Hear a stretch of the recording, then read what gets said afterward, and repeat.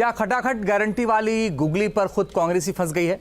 आखिर कांग्रेस अध्यक्ष को अपने ही मुख्यमंत्रियों को नसीहत क्यों देनी पड़ गई? इस पर सियासत में जबरदस्त तूफान उठा है। बीजेपी में सुपर टॉप लेवल से लेकर दक्षिण तक अब कांग्रेस की तमाम गारंटियों पर सवालों की तीर चल रहे हैं।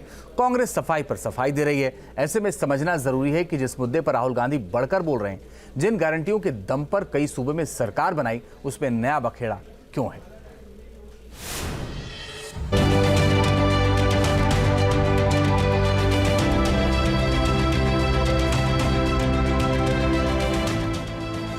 बैंक अकाउंट में हर साल 1 लाख रुपया, 8,500 रुपया महीने का खटाखट खटाखट खटाखट खटाखट आता रहेगा। और जब जब वो सत्ता में आते हैं तो उस प्रदेश के लिए और देश के लिए आर्थिक चुनौतियां लेके आते हैं।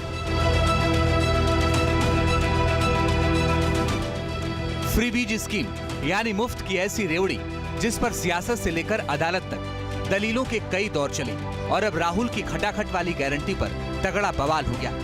बीजेपी के हमले तेज हुए। कांग्रेस अध्यक्ष मल्लिकार्जुन खड़गे के उस बयान से जो उन्होंने कर्नाटक के सीएम सिद्धरमैया और डिप्टी सीएम डीके शिवकुमार के बीच में बैठ कर दिया कि गारंटी के नाम बताएं, नंबर न गिनाएं। ಈಗ ನಿಮ್ಮ 5 ನೋಡಿ ನಾನು 5 ಅಲ್ಲಿ ಹೇಳಿನಿ। ಈಗ ಮಹಾರಾಷ್ಟ್ರದ 5 ಗ್ಯಾರಂಟಿ, ನೀ ಗ್ಯಾರಂಟಿ ಒಂದು ಕೈ ಬಿಡ್ತೀನಿ ಅಂತ ಹೇಳಿದಿ ಇವತ್ತು. ನೀವು ಓದ್ತಿಲ್ಲಪ್ಪ ಪೇಪರ್, ನಾವು ಪೇಪರ್ನ ಬಂದಿದ್ದು ನೋಡ್ತೇವೆ. ಸೊ ಇರ್ಲಿ ಅದಕ್ಕೆ ಬಂದಿದೆ ಇವತ್ತು ಪೇಪರ್ನಲ್ಲಿ. ಆಯ್ತು ಕೇಳಿ, ಪರಿಷ್ಕರಣೆ ಮಾಡ್ತೀವಿ.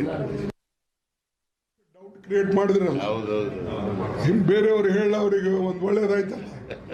ಸೊ ಅದಕ್ಕಾಗಿ ಯಾವುದೇ ಹೇಳಿ ಅದನ್ನು ನಾವು ಮಾಡಿ. ಈಗ ನಾವು ನಿಮಗೆ ಅನುಕರಣೆ ಮಾಡ್ತೀವಿ. ಅಲ್ಲಿ ಮಹಾರಾಷ್ಟ್ರದಾಗ ಯಾವ್ದು ಮಾಡಬೇಕಂದ್ರೆ ನಾ ಹೇಳಿದೆ 8,500 रुपया महीने का खटाखट खटाखट खटाखट खटाखट आता रहेगा। अब सवाल है कि राहुल गांधी के खटाखट को तुरुप का इक्का बताने वाली कांग्रेस को गारंटी का खौफ क्यों सताने लगा? क्या कांग्रेस शासित राज्यों की सरकारों के हाथ तंग हो रहे हैं? हिमाचल प्रदेश और कर्नाटक के विधानसभा चुनाव में कांग्रेस ने 10-10 गारंटी का भारी भरकम वादा किया था।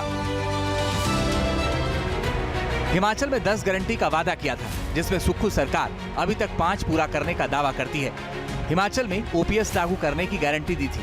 अभी भी प्रक्रिया पूरी होने में वक्त लग रहा है। करीब 9,000 कर्मचारी जुड़ने बाकी हैं। महिलाओं के खाते में 1,500 भेजने की गारंटी दी थी, जिसमें 7,88,784 महिलाओं ने आवेदन किया है। 28,249 महिलाओं को लाभ मिला। इसी तरह कर्नाटक और तेलंगाना में कांग्रेस ने चुनाव के दौरान गारंटी खूब गिनाई, खटाखट पैसे भेजने का दम भरा था। लेकिन दोनों ही राज्यों में गारंटी को अमल में लाना चुनौती बनी हुई है। इसलिए खड़गे ने जितनी चादर उतना पैर फैलाने की नसीहत दी थी, जिस पर प्रधानमंत्री मोदी ने कांग्रेस को घेर लिया। उन्होंने कांग्रेस के तुरुप के इक्के यानी खटाखट गारंटी पर सीधा हमला किया और आरोप लगाया कि कांग्रेस चुनावी फायदे के लिए देश की अर्थव्यवस्था से खेल रही है।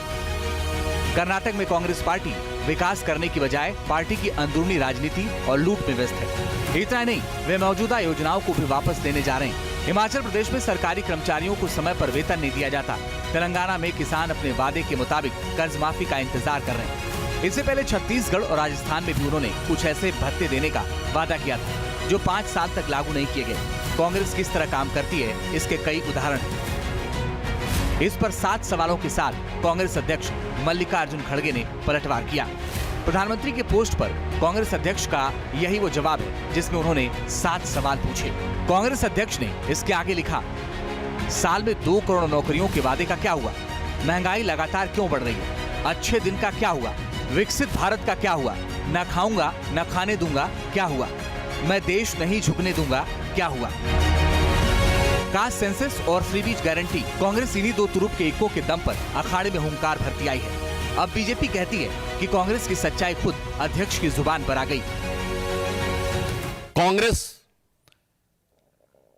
अपने किसी भी प्रॉमिस को कभी भी फुलफिल नहीं कर पाई और जब जब वो सत्ता में आते हैं तो उस प्रदेश के लिए और देश के लिए आर्थिक चुनौतियां लेके आते हैं।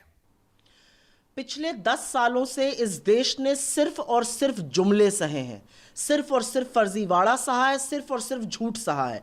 2 करोड़ रोजगार सालाना बनने वाले थे, 15 लाख सबके बैंक अकाउंट में आने वाले थे, रुपए और डॉलर का मूल्य 1 होने वाला था, पेट्रोल और डीजल 35-40 पे बिकने वाला था। ये सारे जुमले नरेंद्र मोदी जी के चलते इस देश ने सहे हैं। शहमात के खेल में फंसी फ्रीबीज स्कीम में कोई भी दल पीछे नहीं है। कांग्रेस शासित राज्यों में गारंटी के अंदर कई फ्रीबीज स्कीम चल रही हैं, तो मध्य प्रदेश में लाडली बहना योजना की तर्ज पर महाराष्ट्र में कई स्कीमें सरकार के फाइनल फेज में शुरू हुई। If he has an issue with guarantees, let him withdraw Ladli Behna from Madhya Pradesh and Maharashtra. Who's telling him not to? कि कांग्रेस जो घोषणा करता है वो बिना बजट करता है, बिना स्टेट का रिसोर्स देखते हुए करते हैं। राहुल पागलापन करते हैं। हिमाचल आज उसके लिए सफर कर रहा है। कर्नाटक में डेवलपमेंट एक प्रकार में रुक लग गया है। तो देर आए दुरुस्त आए। मैं खड़गे जी का बयान को स्वागत करता हूं कि हमें पॉलिटिकल पार्टी को इतना ही लोगों को प्रॉमिस करना चाहिए जो हम कर सकता हूं। 2019 में राष्ट्रीय स्तर पर कांग्रेस ने पहली बार NYAY स्कीम के जरिए 72,000 रुपए देने का वादा किया था, जबकि कोरोना काल में शुरू हुई मुफ्त राशन स्कीम का पीएम मोदी ने काफी विस्तार कर दिया। चुनाव में मुफ्त गैस सिलेंडर, बेरोजगारी भत्ते जैसी योजनाएं इसी फ्रीबीज स्कीम के अंदर आती हैं। दिल्ली में तो मुफ्त बिजली पानी वाला केजरीवाल मॉडल आपके लिए इतना हिट रहा कि पंजाब में भी इसी तरह की स्कीमें लागू हैं। गुजरात, हरियाणा में भी आम आदमी पार्टी ने भी बड़ा वादा किया था। यानी मुफ्त वाली सियासत में कोई भी पार्टी या कोई भी राज्य पीछे नहीं। Team news nation. Freebies scheme पर सिर्फ सियासी लड़ाई नहीं है, बल्कि देश की सबसे बड़ी अदालत में भी इसे चैलेंज किया गया। 2 याचिकाएं दाखिल हो चुकी हैं, जिन पर 3 मुख्य न्यायाधीश सुनवाई भी कर चुके हैं। मुफ्त की रेवड़ी फ्रीबीज के खिलाफ 2022 में अश्विनी उपाध्याय ने एक जनहित याचिका दाखिल की। याचिका में उन्होंने मुफ्त उपहार जैसे वादों पर रोक लगाने की अपील की। इस याचिका पर तत्कालीन सीजेआई NV रमन्ना की बेंच में सुनवाई भी हुई थी। 3 सदस्यीय बेंच ने अगस्त 2022 में सुनवाई शुरू की।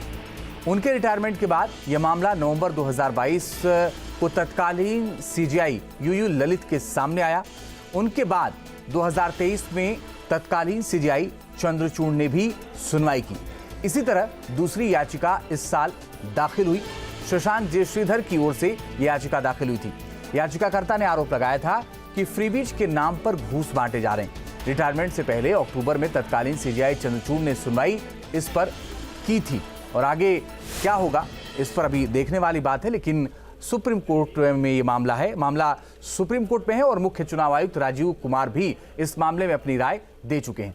मगर वोटरों को लुभाने के लिए फ्रीबीज ऐसा दांव है कि कोई भी दल पीछे नहीं है।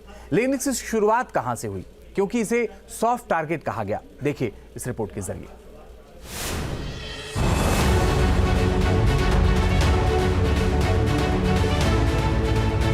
आजकल हमारे देश में मुफ्त की रेवड़ी बांटकर वोट बटोरने का कल्चर लाने की भरसक कोशिश हो रही है। ये रेवड़ी कल्चर देश के विकास के लिए बहुत घातक है। बार बार लगातार प्रधानमंत्री मोदी रेवड़ी कल्चर बनाम विकासवाद पर नसीहत देते रहे, चुनावी हथियार बनाने वालों को सावधान करते रहे। लेकिन मुफ्त की रेवड़ी बांटने का चलन आज का नहीं है, बल्कि 7 दशक पुराना है। कभी बच्चों को अच्छी शिक्षा और भोजन के लिए शुरू हुई स्कीम देखते देखते टीवी, साड़ी और बिजली पानी जैसी जरूरतों तक जुड़ गई। आप भी देखिए देश में फ्रीबीज की ऐसी स्कीमें जो आज भी सुर्खियों का सबब बनी है। 1954 से 1963 के बीच तत्कालीन मद्रास में मुफ्त शिक्षा और मिड डे मील स्कीम शुरू हुई थी। 1967 में DMK सरकार ने 4.5 किलो चावल देने का वादा किया था। 1990 में जयललिता ने मुफ्त में साड़ी, प्रेशर कुकर और टीवी देने का दाव चला। 90 के दशक में पंजाब में अकाली दल सरकार ने मुफ्त बिजली स्कीम शुरू की। 2006 में DMK ने वोटर्स को रंगीन टीवी देने का वादा किया था। वादों और दावों की बिसात पर मुफ्त की रेवड़ी पर खूब दाव खेला जाता रहा है। हालांकि मुफ्त की सेवाओं को लेकर कई जानकार सवाल भी उठा चुके हैं। देश की अर्थव्यवस्था के नजरिए से ये इस पैटर्न को खतरनाक भी बता चुके हैं। सियासी दलों की ओर से ऑफर की जाने वाली फ्रीबीज पर रिजर्व बैंक ऑफ इंडिया के पूर्व गवर्नर डी सुब्बा राव ने चिंता जताई थी और मुफ्त की सेवाओं पर